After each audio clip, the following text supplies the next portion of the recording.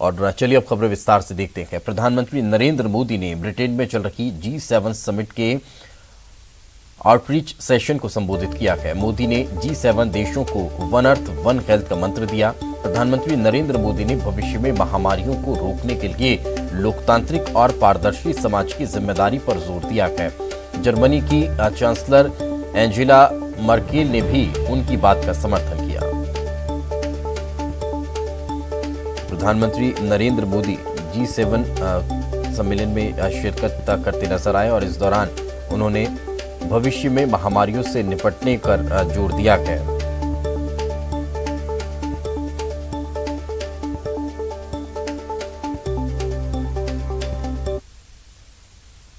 मध्य प्रदेश में कोरोना की रफ्तार अब धीरे धीरे कम होती जा रही है। पिछले 24 घंटे में 337 नए मरीजों की पुष्टि हुई है और 985 मरीज डिस्चार्ज किए गए हैं। 24 मरीजों की जान भी पिछले 24 घंटे में चली गई है। राज्य में 4775 एक्टिव मरीज हैं। इंदौर में 96 नए मरीज हैं।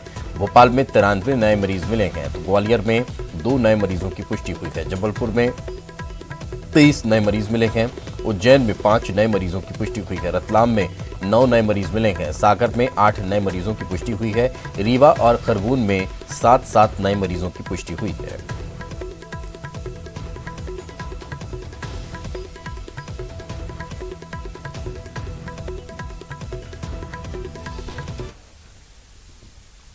आगे बढ़ते हैं। खबर भोपाल से। कोरोना पर आज समीक्षा बैठक होने जा रही है। सीएम शिवराज सिंह चौहान आज समीक्षा बैठक करेंगे।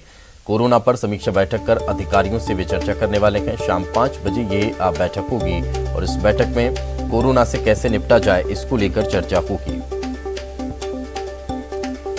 लगातार कोरोना पर कंट्रोल पाने के लिए हर संभव प्रयास किए जा रहे हैं। उसी के तहत ये समीक्षा बैठक आज होने वाली है। अभी तक के प्रयासों से किस तरह से सफलता हासिल हुई है, आगे भविष्य में आने वाली चुनौती से कैसे निपटा जा सकता है, इसको लेकर भी इस बैठक में चर्चा की जानी है। शाम 5 बजे मुख्यमंत्री शिवराज सिंह चौहान कोरोना पर समीक्षा बैठक करेंगे। आगे बढ़ते हैं। खबर इंदौर से। तस्करों से सोना जो मिला है वो विदेशी सोना निकला है। अब डीआरआई इस पूरे मामले की जांच पड़ताल करने वाली है। स्पेशल टास्क फोर्स ने ये सोना बरामद कर लिया है। 3 किलो 75 ग्राम सोना बरामद किया गया है। 4 कारोबारियों को टास्क फोर्स ने गिरफ्तार किया है। आयकर और जीएसटी विभाग ने अब इसको लेकर जांच शुरू कर दी है। तो खबर ये इंदौर से, जहां तस्करों से जो सोना बरामद किया गया है वो सोना विदेशी बताया जा रहा है। अब इसको लेकर डीआरआई पूरे मामले की जांच पड़ताल करेगी। 3 किलो 75 ग्राम ये सोना है जो बरामद किया गया है। पूरे मामले की जांच पड़ताल तेज होती नजर आ रही है।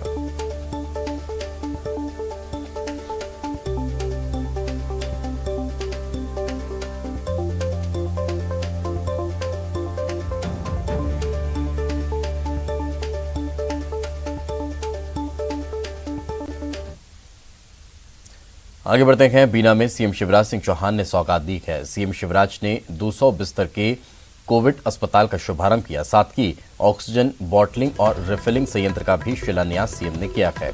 इस कार्यक्रम में केंद्रीय मंत्री धर्मेंद्र प्रधान के साथ मंत्री गोपाल भार्गव, मंत्री भूपेंद्र सिंह भी मौजूद रहे। सीएम शिवराज ने कहा कि इस कोविड अस्पताल में सभी सुविधाएं मिलेंगी, जिसमें ऑक्सीजन की भी कोई कमी नहीं होगी। साथ ही सीएम ने यह भी कहा कि संक्रमण अब काबू में है, लेकिन सावधान रहना होगा। सीएम ने कोरोना नियमों के पालन और वैक्सीन लगवाने की भी अपील की है। इसके बाद सीएम ने बुधनी में भी कोविड सेंटर का शुभारंभ किया। एकलव्य परिसर में बने इस कोविड सेंटर में 500 बेड हैं, जिसमें 50 अतिरिक्त बेड बच्चों के लिए बनाए गए हैं।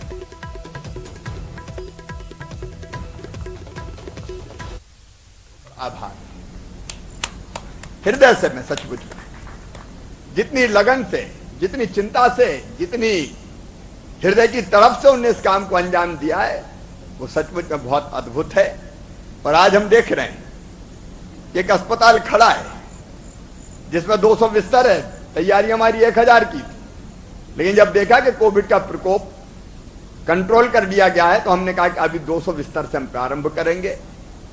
एक अत्याधुनिक अस्पताल जैसी यहां व्यवस्था, बिस्तर, ऑक्सीजन की लाइन, यहां ओपीडी, यहां पैथोलॉजी, यहां एक्सरे, यहां दवाइयां, यहाँ वैक्सीनेशन का इंतजाम, सारी व्यवस्थाएं करने की हमने विनम्र कोशिश की है, बहुत मेहनत से कोशिश की है। और प्रार्थना ये कि इसकी जरूरत ना पड़े, लेकिन हम दूसरी लहर के प्रकोप को देखते हुए जो भयंकरता हमने देखी है, हम हाथ पे हाथ रख के बैठ नहीं सकते। किसी को लग सकता है अरे जरूरत क्या थी, लेकिन हां, हमने इसलिए हम कोई कसर नहीं रखेंगे।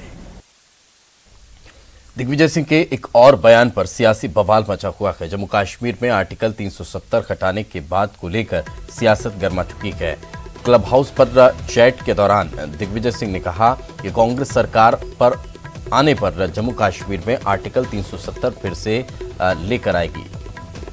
दावा यह भी किया कि इस चैट में एक पाकिस्तानी पत्रकार भी मौजूद था। दिग्विजय के इस बयान पर सीएम शिवराज ने हमला बोला है और कहा कि कश्मीर देश का मुकुट है। कांग्रेस अब फिर पाकिस्तान की भाषा बोलने लगी है। कांग्रेस का हाथ पाकिस्तान के साथ है। जो पाकिस्तान कहता है वही कांग्रेस कहती है। वहीं वीडी शर्मा ने कहा कि दिग्विजय सिंह की गतिविधियों की एनआईए जांच होनी चाहिए। इसके अलावा सिंधिया ने भी प्रहार करते हुए कहा कि कांग्रेस आज भी पाकिस्तान का पक्ष लेने से चूकती नहीं है। इधर कांग्रेस दिग्विजय के बचाव में उतर आई है।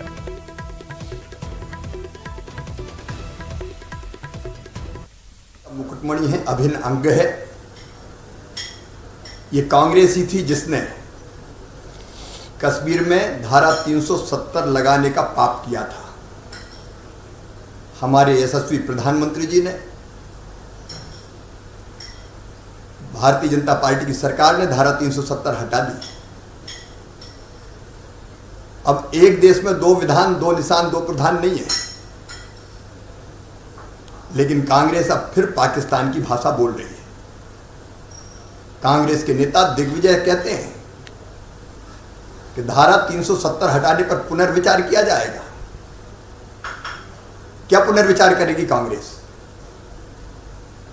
क्या फिर से धारा 370 थोप के अलगाववाद को हवा देगी, आतंकवाद को प्रश्रय देगी? कांग्रेस का हाथ पाकिस्तान के साथ। ये कांग्रेस की पाकिस्तानी मानसिकता है। जो पाकिस्तान कहता है वही कांग्रेस कहती है। सोनिया जी जवाब दो, देश आपसे जवाब। तो वहीं दिग्विजय सिंह के इस बयान पर प्रदेश अध्यक्ष वीडी शर्मा ने केंद्रीय गृह मंत्री को पत्र लिखा है। प्रदेश बीजेपी अध्यक्ष ने पत्र लिखकर दिग्विजय की गतिविधियों की जांच कराने की मांग की है। आपको बता दें, दिग्विजय सिंह द्वारा दिए गए बयान के बाद से लगातार वो गिरते नजर आ रहे हैं और बीजेपी एक बार फिर कांग्रेस और दिग्विजय सिंह पर हमलावर है। यही वजह है कि वीडी शर्मा ने अब केंद्रीय गृह मंत्री को पत्र लिखकर दिग्विजय सिंह की गतिविधियों की जांच कराने की मांग की है। तो वहीं दिग्विजय सिंह के बयान पर केंद्रीय मंत्री प्रहलाद पटेल ने भी निशाना साधा। उन्होंने कहा कि संदेह होता है ये राजनीति नहीं, षड्यंत्र है। अगर मेरी कही हुई बात से दुश्मन देश को फायदा होता है तो इससे दुर्भाग्य और कुछ नहीं होगा।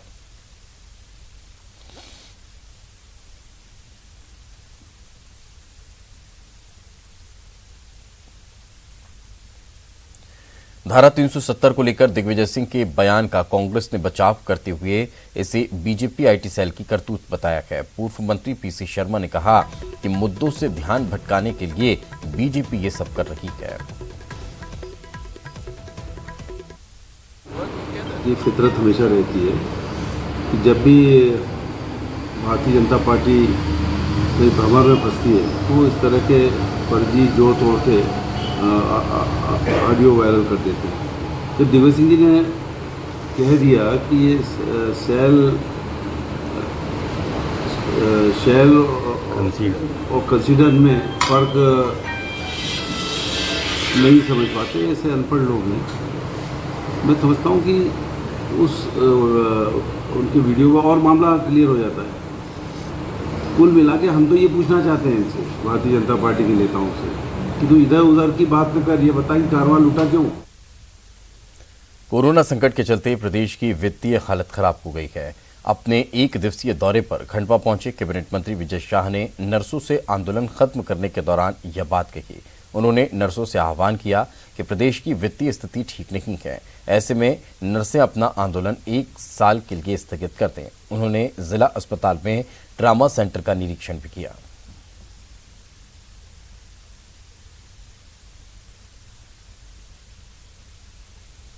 पंचायत एवं ग्रामीण विकास मंत्री महेंद्र सिंह सिसोदिया का ये अंदाज आपको दिखाते हैं। मौसमी फल जामुन का लुत्फ लेने के लिए मंत्री जी ने अपना काफिला रुकवा दिया। भोपाल के न्यू मार्केट में जामुन के ठेले को देखकर वे अपने आप को रोक नहीं पाए और ठेले के नजदीक ही उन्होंने अपनी कार रखवाई और जामुन खरीदी और इसे बड़े चाव और स्वाद के साथ खाते हुए नजर आए। उनका यह अंदाज मंत्रालय से अपने आवास आते समय दिखाई दिया है। साथ ही उन्होंने लोगों को संदेश दिया कि जामुन जरूर खाएं, यह हमें गंभीर बीमारियों से बचाती है। फेवरेट फल है जामुन। मैं जहाँ भी देखता हूँ मैं तुरंत रुक जाता हूँ। तो जामुन खाने का आनंद और इस मौसम में लाजवाब है। खाने का अपना एक अलग आनंद है। मौसमी फल हमेशा खाने चाहिए और जामुन तो वैसे भी कहते हैं कि शुगर के लिए बहुत अच्छी मानी जाती है और पौष्टिक भी होती है और स्वादिष्ट भी होती है। फिल्म अभिनेता सोनू सूद ने वीडियो बनाकर रायसेन के लोगों से वैक्सीनेशन की अपील की है। वो खबर आपको दिखाएंगे। इससे पहले वक्त एक छोटे से ब्रेक का है, जल्द लौटते हैं। कुछ कही कुछ अनकही, कुछ सुनी कुछ अनसुनी, सोचकर उड़ जाएंगे होशो हवास, खून भरा इतिहास।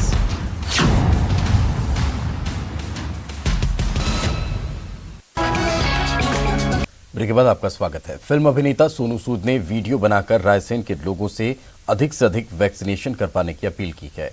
वीडियो में सोनू सूद ने कहा कि मेरी सभी लोगों से अपील किया। मुझे ये जानकारी मिली है कि मध्य प्रदेश के कई इलाके जैसे रायसेन, सांची, गैरतगंज के लोग वैक्सीनेशन से दूर भाग रहे हैं, लोग आगे बढ़ नहीं रहे हैं। सोनू सूद ने लोगों से गुजारिश की है, अपील की है कि आप लोग आगे आकर अपने आप को वैक्सीनेट करवाएं। कि मध्य प्रदेश में बहुत सारे इलाके जैसे कि रायसेन, सांची, गैरतगंज, वहां पर लोग जो हैं वो वैक्सीन से दूर भाग रहे हैं, आगे बढ़ नहीं रहे। तो मेरी आप सबसे गुजारिश है कि बहुत इंपॉर्टेंट है कि आप सब लोग आकर अपने आप को वैक्सीनेट जरूर करें। बड़ा इंपॉर्टेंट है, सोशल डिस्टेंसिंग रखें। कोरोना के इस मुश्किल समय में देश भर में नहीं, हर एक गली, कस्बे, टाउन, सिटी, हर जगह पर बहुत जरूर। राजधानी भोपाल में आधे घंटे की बारिश और तेज हवा ने ऐसा कहर बरपाया कि 3 लोगों की जान चली गई। शहर का बुरा हाल तो हुआ कि कई घरों और वाहनों को नुकसान पहुंचा। पुराने शहर में कई पेड़ धराशायी हो गए। एक घर पर बड़ा पेड़ टूटकर गिर गया, जिसमें 5 लोग दब गए और मौके पर ही 3 लोगों की मौत हो गई। शहर के हनुमानगंज इलाके और शाहजहानाबाद इलाके सहित स्टेट बैंक चौराहा पर खड़ी कई गाड़ियां पेड़ गिरने की वजह से उसकी चपेट में आ गई। तेज आंधी के कारण ग्रामीण क्षेत्र में भी करीब 100 से ज्यादा पेड़ गिर गए हैं। खबर है बिजली के तार टूटने की वजह से अंधेरे में कई गांव डूब चुके हैं। बारिश की वजह से तबाही का आलम देखने को मिला। इस दौरान जायजा लेने के लिए कलेक्टर और डीआईजी मौके पर पहुंचे। शुरुआती बारिश ने ही प्रशासन की तैयारियों की पोल खोलकर रख दी। इधर प्रशासन ने प्रभावित लोगों की मदद करने और उन्हें सुरक्षित स्थान पर शिफ्ट करने के निर्देश दिए हैं।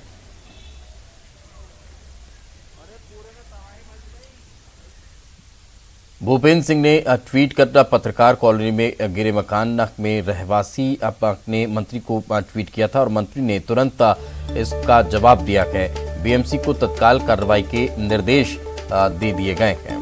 तो आपको बता दें कि परेशानी हुई और उसके बाद फिर जो रहवासी हैं, जो मकान मालिक हैं, उन्होंने ट्वीट कर भूपेंद्र सिंह से मदद की गुहार लगाई थी, जिसके बाद उन्होंने भी इस पूरे मामले में तुरंत जवाब दिया और अधिकारियों को निर्देशित किया गया।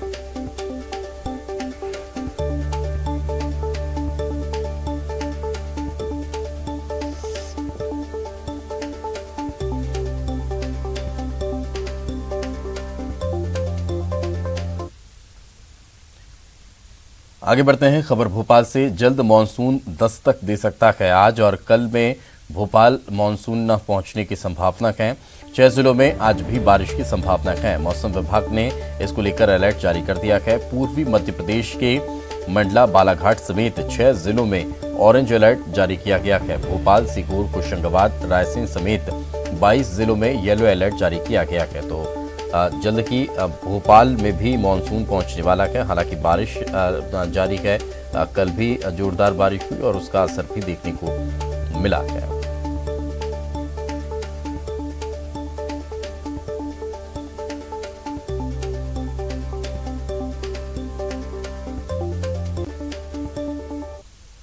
आगे बढ़ते हैं। 8 साल पहले भोपाल से इंदौर पहुंचे टाइगर B1 की मौत हो गई है।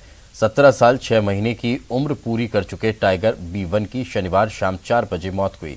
चिड़ियाघर प्रबंधन की ओर से पूरे प्रोटोकॉल के साथ टाइगर का अंतिम संस्कार किया गया है। आपको बता दें कि टाइगर की सामान्य उम्र 18 साल होती है। ऐसे में B1 टाइगर भी अपने उम्र के आखिरी पड़ाव पर पहुंच चुका था। अब इसका शरीर धीरे धीरे सुस्त पड़ने लगा था। पिछले कुछ दिनों से बीमारियों को लेकर टाइगर का इलाज भी चल रहा था।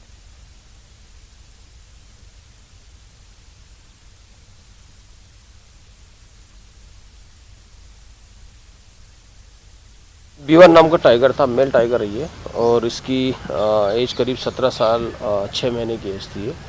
2013 में भोपाल से लेके आए थे। वाइल्ड कार्ड था ये, और काफ़ी चूँकि नॉर्मल लाइफ साइकिल जो इनका रहता है वो 16 से 18 के बीच रहता है।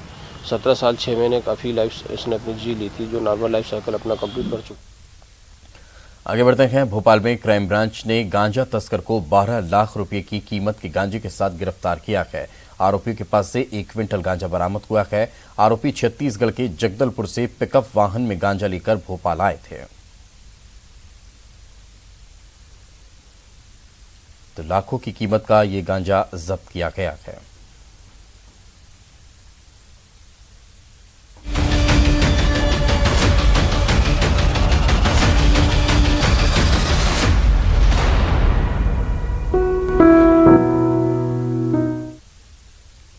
कोविड-19 महामारी ने परस्पर निर्भरता की भावना को सुदृढ़ किया है, जिससे पूरा देश इस विपत्ति में एकजुट होकर मुकाबला कर रहा है। वैक्सीनेशन के ऐलान के बाद जरूरत है कि हम सभी अपना सर्वश्रेष्ठ योगदान दें, जिससे हम एक साथ मिलकर वायरस को हराने की तरफ कदम बढ़ा सकें। नेटवर्क 18 इस मुहिम में हर कदम पर आपके साथ होगा। जब तक सभी सुरक्षित नहीं होते, तब तक कोई सुरक्षित नहीं होगा। इसी सोच के आधार पर हमारे कैंपेन संजीवनी का लक्ष्य ये सुनिश्चित करना है कि वैक्सीन पाना सभी भारतीयों का अधिकार है।